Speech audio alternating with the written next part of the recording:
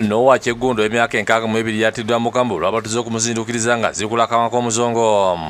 Richard Hogson nga munnansi wa Bungereza gwe baaziika wiiki emu emabega. Hogson okuziikibwa kuno kigambibwa nti yagenda kumuzaayo waabwe Bungereza n'asala baziike kuno ng'olwo Kigondo ne badde bazze mu kiro kusanga munaana batwala akawanga ke.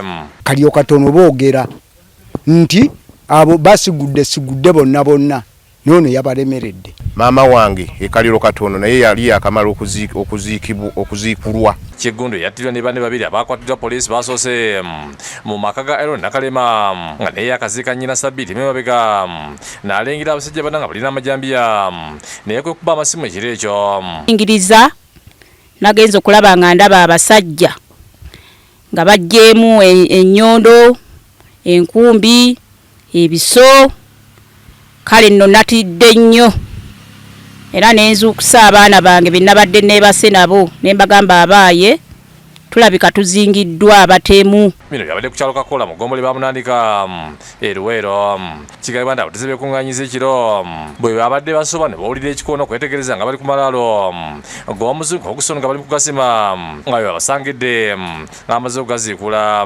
Abantu ne bakuŋŋaana ne bazingiza nga bajja bataase ffe naye babadde bajja ne bawulira ebikoona awali we baaziika omuzungu. Batandise okubakuba okutuusa lutwamu lwe bamuse ate abala poliisi Luweero yazze ne batase ne badusa mu ddwaliro nga bali bobe.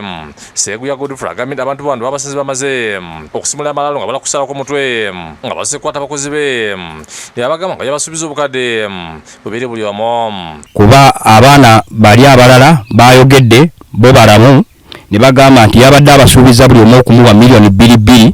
Seeguya agambye nti ebyaleetoolodde ekyalo kino abafubazi basimibwa nga tebamanya naye abatwala.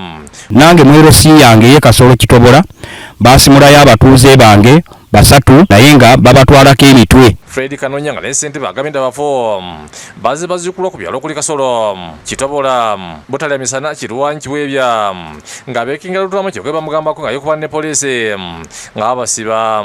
Akola ebikolobero bingi nnyo naye ng'ate mugezi ayagala nnyo okugenda ku poliisi awaabe agguleko emisango era ffe baatugulako emisango oluvannyuma n'akola livengi nangamba nayiwa obutwa mugundi mu bidiba bye. Mubala aboogedde Nakate Kotulida Lutwama gwe baali bambidde muwala we emyaka 2 emabega nga singa yali poliisi okumuyamba osanga kati mugenzi era nasaba poliisi n'abaala amateeka nga balamule. Omwami eyo Lutwama yali atutte omwana wange yajja waka essaawa 11 ez'olweggulo agenda okuvaawo ng'omwana tetumulaba baka twamala kufuna poliisi netuyambako okuzuula omwana waffe omwana maana ye ennaku 3. Wadde Lutwama abadde musamize tekiganye omubuulizi w'ekkanisa ya All Saints Butalya Misana erisa lubanga okumusabira awo obudde abakungubaze obutasalira balala misango. Tutandise okusalira abafu emisango naye nga tuterabidde naffe tuli wano ne munyo. Omwogezi wa poliisi mu bitundu bya Savannah Samutine Mazima ku ssimu ensonga eno agyogeddeko bw'ati. Omusango ogw'okuteeberezebwa okwetta guguddwawo ate n'okutaataganya eddembe ly'omufu. Abakwate kati bali 2 bayambeko poliisi. Wasabbe Kasendo Nkagere yakusakidde gulino ku Lwabukedde TV. Mukama